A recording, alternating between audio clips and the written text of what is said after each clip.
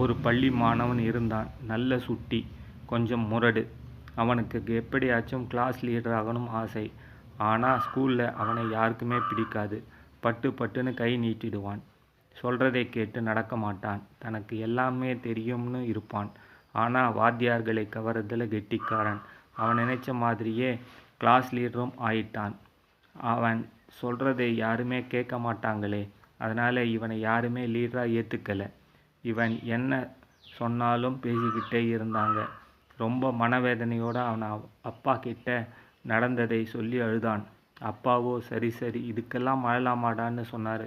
பிறகு உனக்கு ஒன்று சொல்கிறேன், மனசில் வச்சு நடந்துக்க, எல்லாம் சரியாக போயிடும்னு ஒரு குரல் சொன்னார். கருவியும் காலமும் செய்கையும் செய்யும் அறிவினையும் மாண்ட தமச்சு.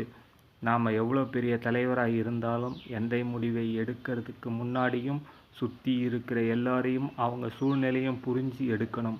நாம் மற்றவங்களை நலனை மதித்து அவங்க கருத்துக்கு மதிப்பு கொடுத்தா தான் மற்றவங்க நம்ம கருத்துக்கு மரியாதை கொடுத்து நம்மளை தலைவராக ஏற்றுப்பாங்க. மற்றவங்க நம்மளை மதித்தாதான் நாம் தலைவர், இல்லாட்டி நாம் ஒன்றும் இல்லைன்னு சொன்னார். அடுத்த நாளில் இருந்து எல்லார்கிட்டையும் அன்பாக அவங்களை புரிஞ்சு மதித்து நடந்தான். இப்போ எல்லோரும் அவன் வார்த்தைக்கு மரியாதை கொடுத்து கேட்குறாங்க.